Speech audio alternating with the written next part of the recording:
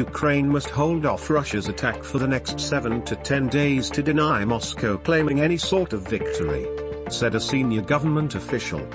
As more than 2 million refugees fled the biggest assault on a European country since World War II. Advisor to Ukraine's interior minister said Russia was desperate for at least some kind of victory. Russia said it would provide humanitarian corridors on Wednesday for people fleeing Kyiv and 4 other Ukrainian cities. The only operating corridor is that from the city of Sumy, which opened on Tuesday. About 5,000 people rode buses out of the northeastern city after Moscow and Kyiv agreed on the corridor, said Sumy regional governor. Any supply of fighter jets to Ukraine must be done through NATO, top Polish officials said on Wednesday, after Washington rejected Poland's offer to fly all its MiG-29 jets to a US airbase with a view to them being supplied to Kyiv. Russia warned the West on Wednesday that it was working on a broad response to sanctions that would be swift and felt in the West's most sensitive areas. US President Joe Biden on Tuesday imposed an immediate ban on Russian oil and other energy imports in retaliation for the invasion of Ukraine.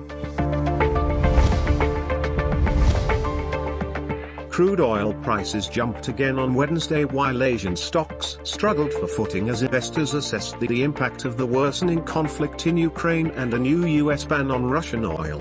Global benchmark Brent was last trading at $131.39 per barrel, up 2.66% on the day but still off a peak of $139.13 touched on Monday. A troubling new strategic convergence between Beijing and Moscow has developed and the risk of major power conflict had grown since Russia invaded Ukraine, Australia's intelligence chief said on Wednesday. Taiwan's military strategists have been studying Russia's invasion of Ukraine, and the country's resistance, for the island's own battle strategy in the event its giant neighbor China ever makes good on its threat to take them by force. China appears to have been unsettled by the difficulties Russia has faced since its invasion of Ukraine, but Chinese leader Xi Jinping's determination with regard to Taiwan should not be underestimated, the CIA's director said. Iran's chief negotiator in nuclear talks with world powers in Vienna, returned to the Austrian capital on Wednesday morning after consultations in Tehran. Iranian semi-official news agency reported on Wednesday. The deal is within touching distance of being restored after 11 months of talks. In a bid to save his government from being toppled by the joint opposition, Prime Minister Imran Khan arrived at MQM Pakistan's headquarters in Karachi where he sought the party's assurance ahead of voting on the no-trust motion.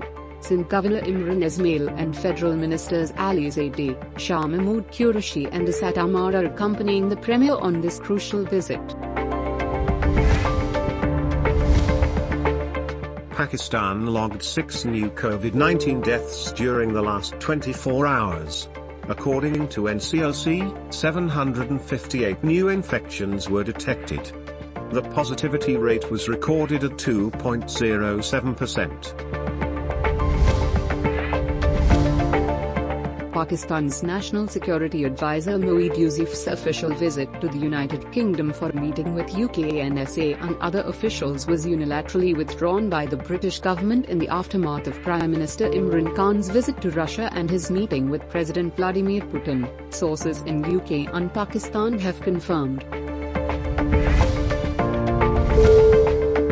In new rules approved by the Marylebone Cricket Club, cricketers will not be allowed to use saliva to shine the ball, and the Mankad method of dismissing batters will not be classed as unfair play.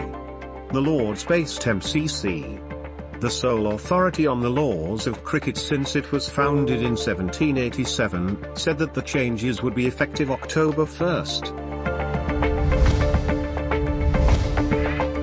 the State Bank of Pakistan kept the benchmark interest rate unchanged at 9.75%. However, it warned that continued adverse conditions on the Russian-Ukraine front could pose challenges to the outlook for the current account deficit and inflation expectations, necessitating changes in the policy rate.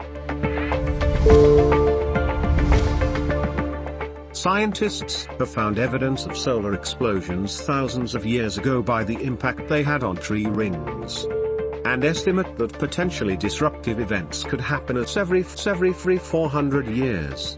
Such events often pass unnoticed for most of us, but they have the potential to seriously disrupt electronics or damage power systems if they're powerful enough.